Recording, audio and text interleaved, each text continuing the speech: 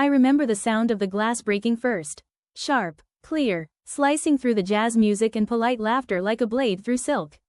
Everyone turned for a second, curious, amused, then went back to their wine and small talk, dismissing it as just another clumsy moment at a crowded party.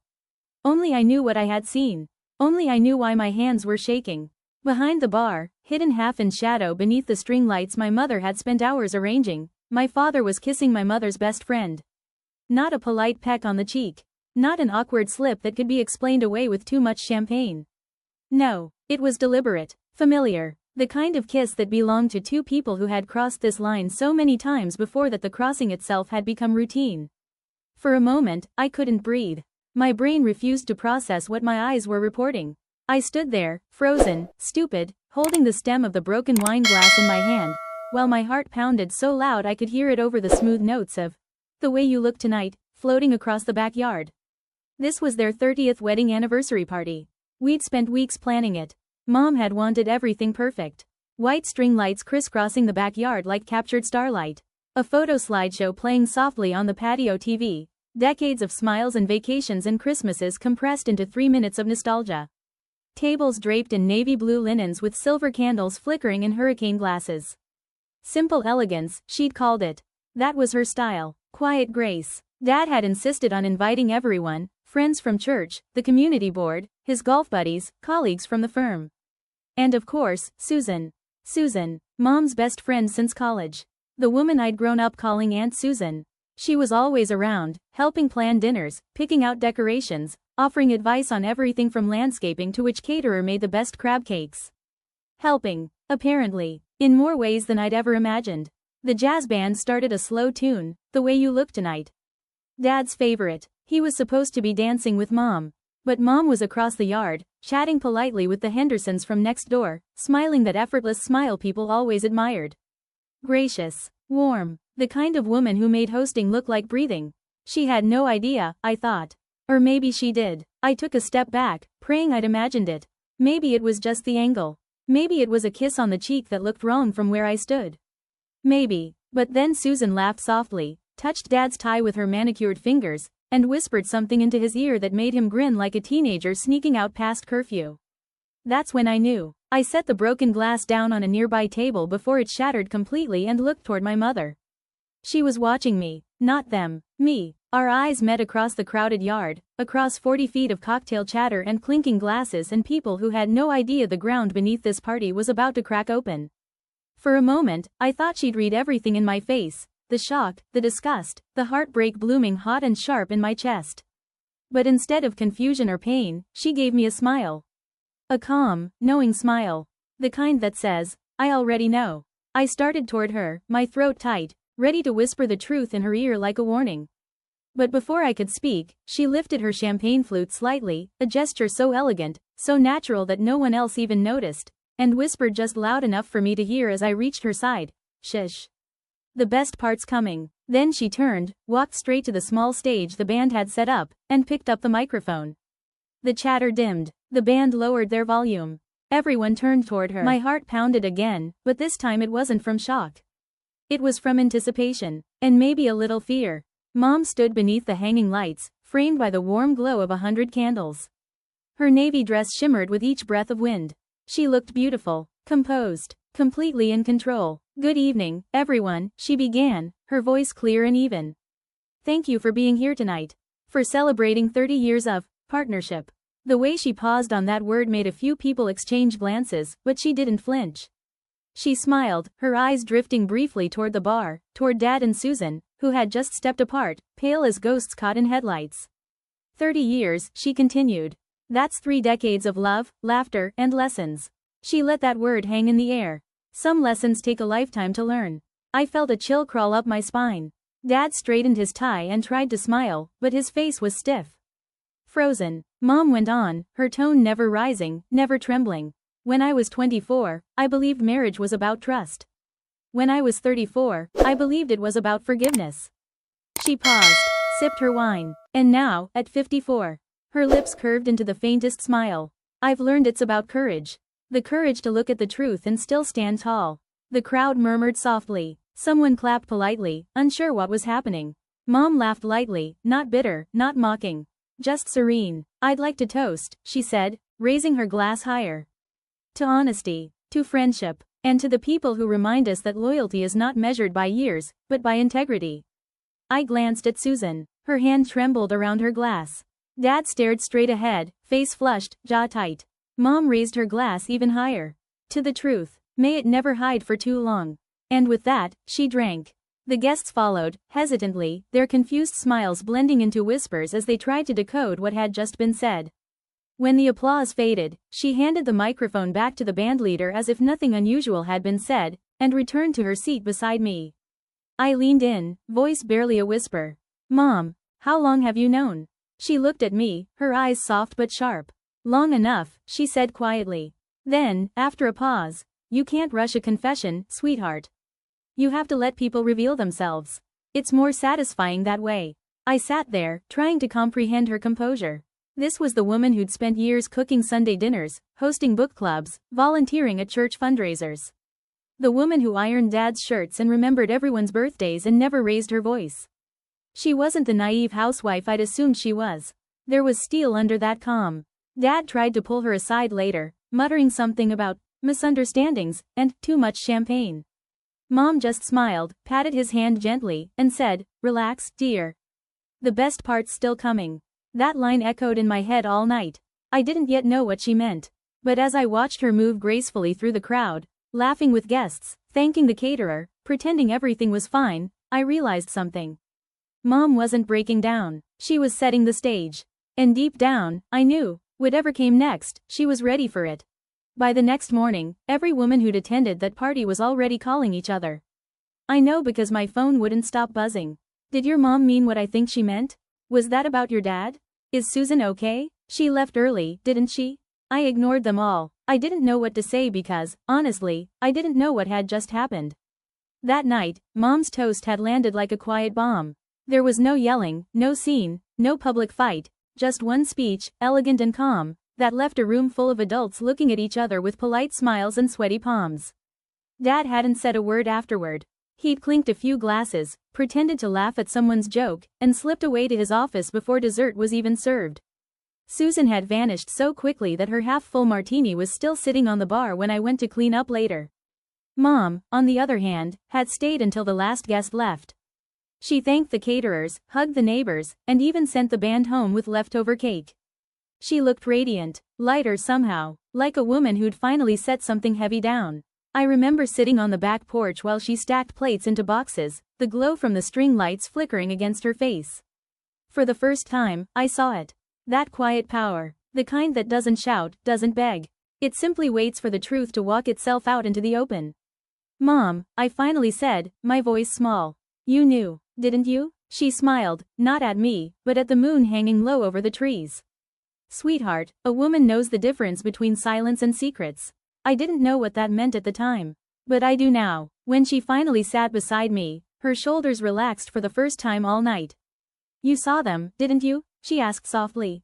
I nodded. "Behind the bar." Her lips pressed together, not in pain, but in acknowledgement. "I thought so," she murmured. "That's his favorite hiding spot. He thinks it makes him less visible." There was no bitterness in her voice. Just weariness. She sipped the last of her champagne and set the glass down gently. "You know," she said, "when a man cheats, he doesn't just betray his wife. He betrays the version of himself she used to believe in." That line stayed with me for years. The next morning, I expected a storm. Yelling, crying, slammed doors. But when I came downstairs, the smell of coffee filled the kitchen. Mom was already dressed, hair brushed, makeup light, humming quietly while flipping pancakes. Dad sat at the table, staring at his phone, jaw clenched. "Morning," she said cheerfully, as if nothing had happened. He didn't answer. I poured myself coffee and tried to pretend the air wasn't thick enough to choke on. Finally, Dad looked up. "You embarrassed me last night." Mom didn't even blink. "Did I?" she asked softly. "I thought you did that yourself." He went pale. "This isn't funny." "Nothing about it is," she replied, turning the pancake with perfect precision. I caught the faintest smirk tugging at her lips.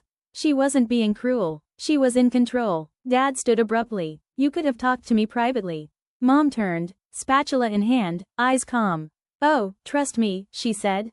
There will be plenty of private talking. Then she flipped the pancake. But first, I wanted to thank Susan publicly. It felt appropriate. He stormed out without another word. Mom exhaled slowly and sat across from me, stirring her coffee. Your father's not a bad man, she said quietly. He's just a man who thought no one was watching. Are you going to divorce him? I asked. Her smile returned, soft and strange. Maybe, maybe not. Let's see what he does next. It struck me then, she wasn't driven by revenge.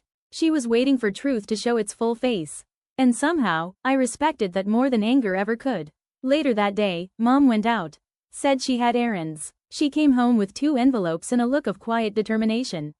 When I asked, she only said, paperwork. That night, Dad pretended everything was fine. He poured himself whiskey, watched baseball, and didn't mention the party once. But the tension in the house felt like a balloon stretched to its limit, one pinprick away from exploding. Around 10 p.m., I went to say goodnight. I heard his office door slightly ajar. He was on the phone. Whispering. She doesn't suspect anything, he said.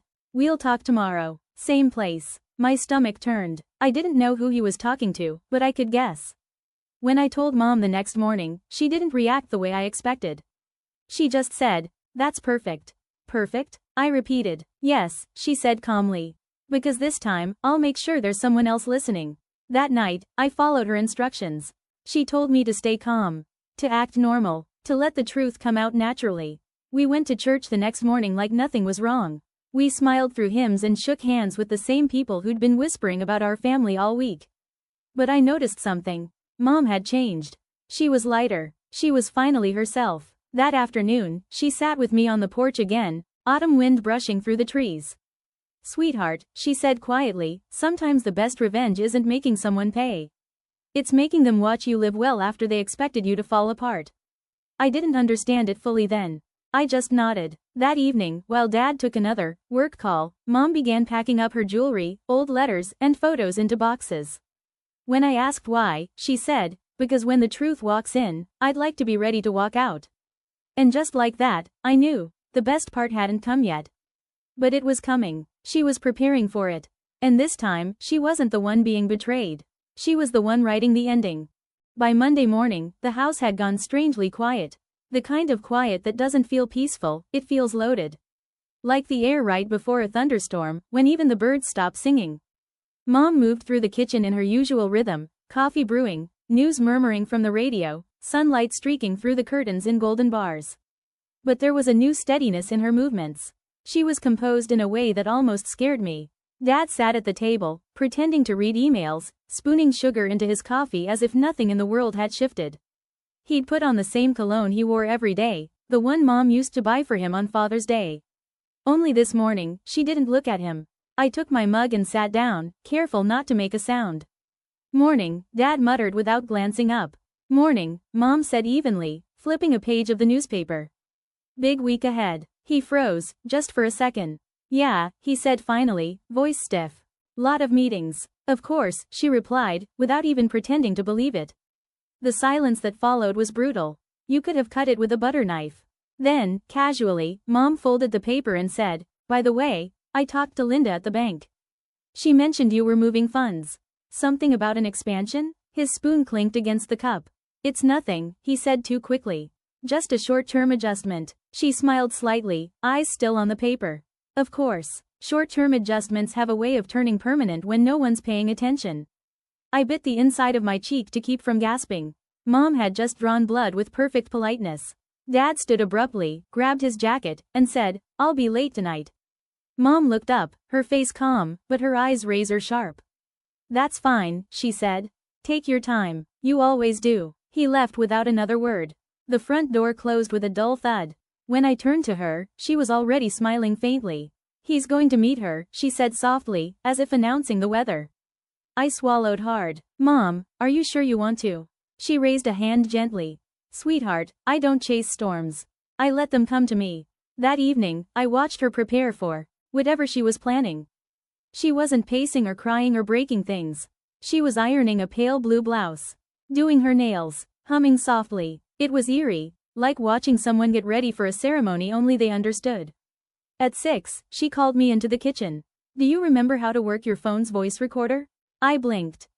Yeah? Good, she said. You'll need it tomorrow. Tomorrow? She smiled mysteriously. I'm going to stop being quiet. That night, she went to bed early. Dad never came home. The next morning, she woke before dawn, made coffee, and stood at the sink watching the first light rise through the blinds. When she finally turned to me, her voice was calm but steady. I spent 30 years loving a man who thought loyalty was a hobby, she said. Now he gets to learn what devotion looks like when it's gone. She slipped her wedding ring off and placed it on the counter. The sound it made, a soft metallic click, felt like thunder. Later that afternoon, I followed her into town. She said she had an errand, but her direction wasn't toward the grocery store or the bank. It was toward the law firm where Susan's husband worked. When we walked in, the receptionist smiled. Good afternoon, Mrs. Clark. He's expecting you. Mom had made an appointment. We waited in a sleek office until Susan's husband, Mark, came out. He looked surprised to see me, but not at all surprised to see Mom. That's when I realized, they'd spoken before. He closed the door gently and offered coffee. Mom declined. She opened her purse and placed 2 photographs on his desk. They were from the party, Dad and Susan behind the bar, captured in a reflection from the glass door. The kiss was unmistakable. Mark exhaled slowly, then sat down. So, he said quietly. It's true. Mom nodded. It is. I thought you should see it before the town does. He looked at her, studying her face.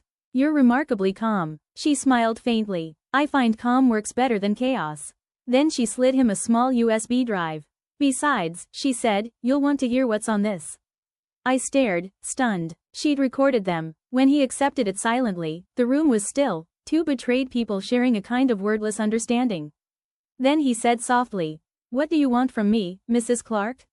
She stood. Nothing, she said, but when the truth comes out, I want you to know it wasn't my storm. I just stopped holding the umbrella. We left the office without another word. That night, Mom cooked dinner like it was any other Tuesday. Dad came home around 9, smelling of cheap perfume and guilt. He tried to kiss her cheek. She turned her face away, politely, as if avoiding a sneeze. Long day? She asked mildly. He nodded. Meetings ran late. Of course, she said. How's Susan? His fork froze halfway to his mouth.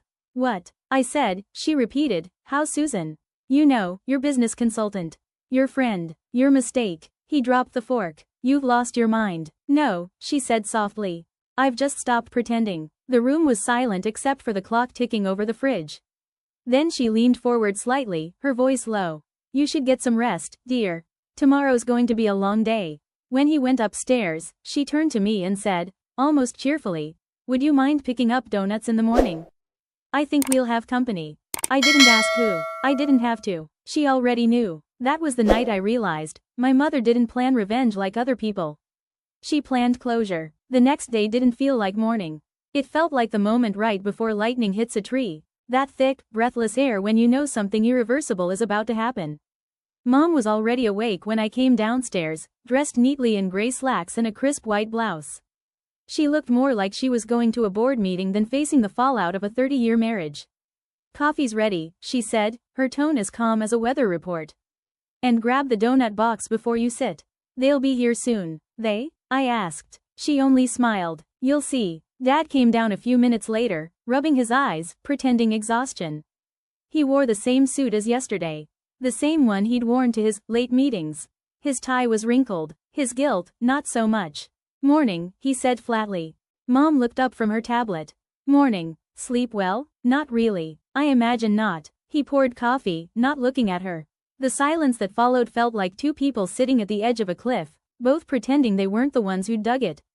Then came the knock on the door. Dad flinched. I swear I saw it. A quick, nervous twitch across his shoulders. Mom set down her cup, smoothed her blouse, and said, perfect timing. When she opened the door, Mark, Susan's husband, stood there in a dark suit, holding a briefcase. He looked rested, polished, dangerous in that quiet lawyer way. Morning, Mrs. Clark, he said. As discussed. Dad's mug hit the table hard enough to spill coffee across the wood. What the hell is this? He demanded. Mom's smile didn't waver. Mark and I have some paperwork to go over.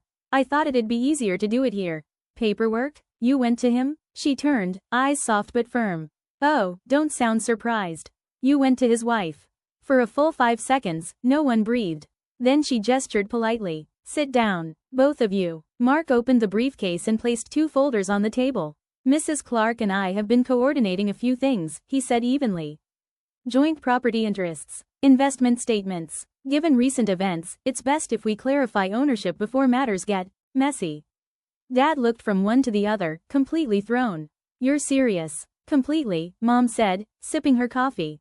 I sat quietly, my heart racing. It felt like watching a chess game where one player hadn't realized he'd already lost. Mark slid one folder toward Dad. This is a copy of the recording. You might want to destroy it before anyone else hears it, but don't bother. My attorney already has the original. Dad's face went white. You can't. I can, Mark said evenly. And I will, if necessary. I suggest you read the agreement your wife drafted. It's very generous, considering. Mom's voice was gentle, almost kind. All I want, Richard, is transparency. You can have your accounts, your car, even your reputation if you're careful. I just want my share. And my piece. He didn't move, just stared at her like she was someone he'd never met. You planned this? He whispered. She tilted her head slightly. No, you planned it. I just finally stopped cleaning up your mess. For a long moment, no one spoke. Then Mark packed his briefcase and nodded at Mom. You're all set. Call me if he gets dramatic. Always a pleasure, she replied smoothly. After the door closed, Dad sank into a chair. You humiliated me, he said hoarsely. No, Richard, Mom said quietly. You did that yourself. I just gave you a microphone. He looked up sharply, his eyes wet with anger. You think this makes you strong? Mom stood, collected the signed papers, and said, no. It makes me free. She walked out of the kitchen without looking back. That night, I found her on the porch, sitting with a glass of white wine, the documents stacked neatly beside her. The evening air smelled of rain. Was that the plan all along?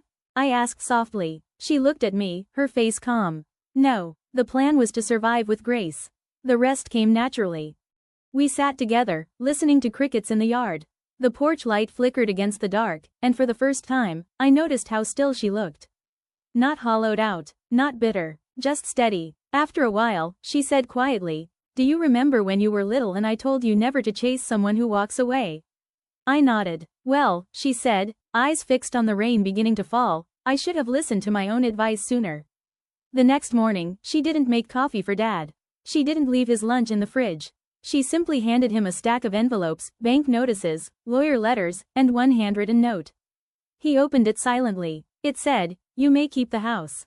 But not my silence. He looked up, searching for emotion in her face. But there was nothing left to find. Mom turned to me, kissed my forehead, and whispered, sometimes, sweetheart, peace comes disguised as loss. Don't be afraid to open the door when it knocks. Then she picked up her keys and walked out. Not in anger, not in haste, just with the quiet dignity of a woman who knew she'd already won. And I sat there, watching the door swing closed, realizing. The woman I called Mom wasn't broken at all. She was reborn. It had been a week since Mom walked out of the house, and every day felt like the air was learning how to breathe again. The rooms were quieter, yes, but not empty. They were lighter. Dad tried to fill the silence with noise.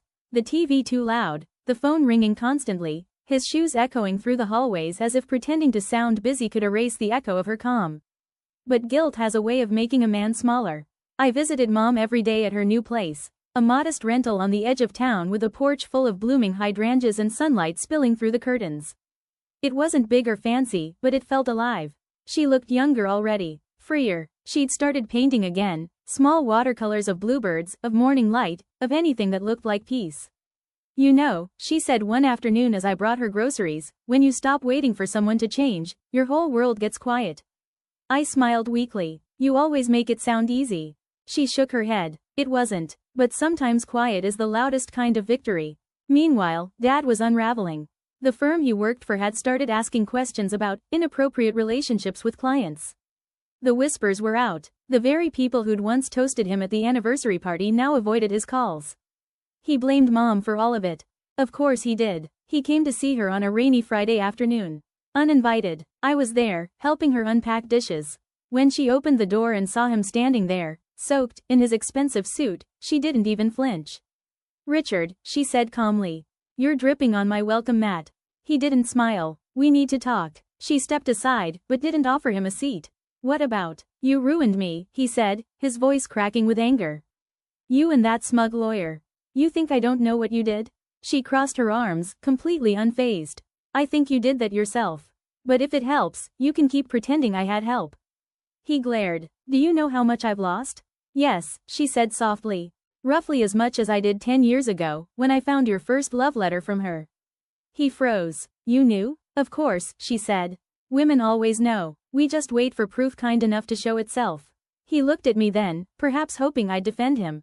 I didn't. I just stood there, silent, realizing for the first time that I didn't pity him anymore. Then Mom's phone buzzed on the counter. She picked it up, read a message, and said, "Ah. That must be it." He frowned. What? The dinner, she said simply. She put on her gray coat, grabbed her purse, and motioned for me to follow. Where are you going? He asked. She smiled faintly. You'll see soon enough. The dinner was a charity banquet downtown, one she and Dad had both helped organize months earlier, before everything fell apart. It was a big event. Local politicians, board members, sponsors. All dressed in black and silver. The same people who'd been at the anniversary party were here, too. When we arrived, Mom looked radiant, poised, calm, and perfectly unbothered. She wore a simple black dress and carried herself like a woman who had nothing left to prove. Dad was already there, standing near the stage, talking nervously with Susan. Yes, Susan was back. Her face looked tighter, like she hadn't slept in days. When Mom walked in, every head turned. She smiled politely, greeted people by name, and accepted compliments as if nothing at all had happened. I followed her closely, my chest tight. I could tell something was about to unfold. The host welcomed everyone, thanked the donors, and then, as part of the evening program, announced, "Before we continue, Mrs. Elizabeth Clark has asked to say a few words." The crowd applauded warmly. Dad's face went pale. Susan stiffened. Mom walked up to the microphone, her heels steady on the marble floor. She took a breath, smiled at the audience, and began, "Good evening. I wasn't sure I'd be here tonight. It's been quite a year. But I believe when you've given 30 years to something, you should at least show up for the finale." A ripple of nervous laughter moved through the crowd. She continued, "Marriage, as it turns out, is a lot like this event. You show up, you give what you can. And sometimes you realize the people beside you were only here for the buffet." The laughter died. You could have heard a pin drop. But the beautiful thing about truth, she said softly, is that it never hides forever. It just waits for the right moment to step into the light. She nodded to someone near the sound booth.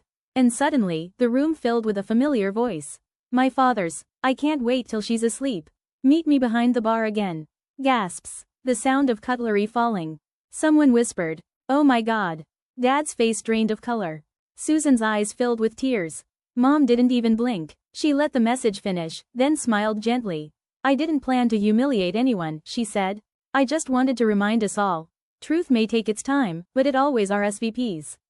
Then she set the microphone down and walked off the stage. To thunderous silence. I followed her through the ballroom, past the staring faces, past my father's stunned expression. When we reached the exit, she whispered to me, "That, sweetheart, was the best part." And I finally understood what she'd meant all along.